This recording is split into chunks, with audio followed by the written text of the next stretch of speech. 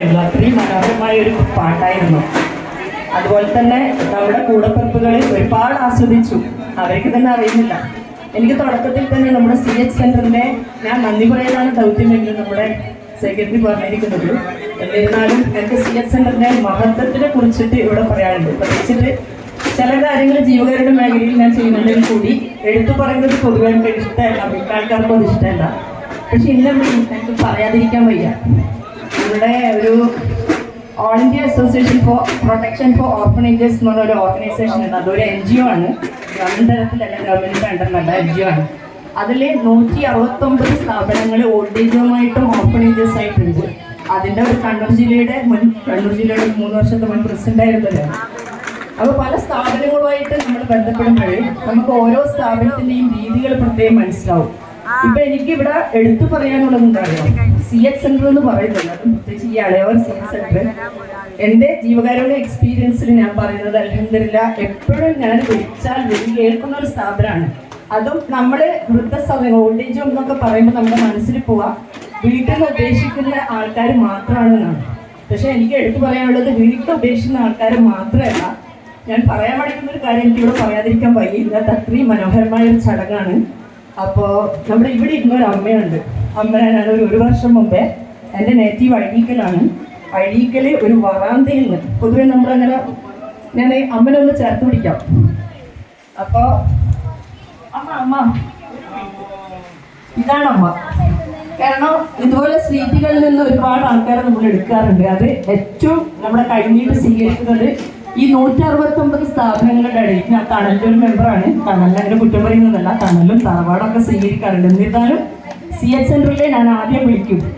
അപ്പോൾ ഒരിക്കലും അവർ നോ പറയില്ല. എങ്ങനെയായാലും അവർ ബെഡ് ഒഴിവുണ്ടെങ്കിൽ ഈ പശുക്കിയായാലും ഷെംസു ആയാലും അതോടൊപ്പം മറ്റു ഭാരവാഹികളോട് അന്വേഷിച്ചൊക്കെ അവരെടുക്കാറുണ്ട്. ഈ അമ്മനെ കഴിഞ്ഞ വർഷം എൻ്റെ നേറ്റീവ് പ്ലേസായ അഴീക്കൽ ഒരു വറാന്തുണ്ട്. ആളെന്താ ചെയ്യായിരുന്നോ, ആള് 1.5-2 കിലോമീറ്റർ ഡെയിലി അങ്ങോട്ടും ഇങ്ങോട്ടും നടക്കും, വെറുതെ നടക്കും. ആളുടെ കൂടെ ഒരു പട്ടിയായിരുന്നു ഉണ്ടായിരുന്നത്. ഒരു ഡോഗ് എപ്പോഴും ഉണ്ടാവും വറാന്തയിൽ. പിന്നെ ആ ഏരിയ അത്ര ശരിയല്ല എന്നുള്ളിടത്തോളം കുറേ ഡ്രഗ്സിൻ്റെ കാര്യങ്ങളും അതും ഇതൊക്കെ ഏരിയയിലുണ്ടായിരുന്നു. പല ആൾക്കാരും അവിടെ ഷിഫ്റ്റ് ചെയ്യാൻ നോക്കിയിട്ട് ആള് സമ്മതിച്ചില്ല എന്നായിരുന്നു പറഞ്ഞത്. ഞാനും എൻ്റെ സഹപ്രവർത്തകരും കൂടി നമ്മൾ ഷംസുനി അഷ്റഫാലി ബന്ധപ്പെട്ടപ്പോൾ ഇനി നിങ്ങൾ ഒന്നും നോക്കണ്ട, പെട്ടെന്ന് ഇങ്ങോട്ടേക്ക് എത്തിച്ചു എന്ന് പറഞ്ഞു. അങ്ങനെ ആളെ ഇവിടെ കൊണ്ടുവരുമ്പോൾ എനിക്ക് പേടിയിട്ടായിരുന്നു. ഞാൻ രണ്ടുപേരോട് പറഞ്ഞത് ഇവിടെ ഹോസ്പിറ്റൽ ആയതുകൊണ്ട് ഗേറ്റ് അടച്ചിടാത്തൊരു സ്ഥലമാണ്, ആളെ ഇറങ്ങി പോവുക ആ ശീലത്തിനെന്നുള്ളത്. ആൾക്ക് ഇങ്ങനെ നടന്ന് ശീലമുള്ളതായിരുന്നു.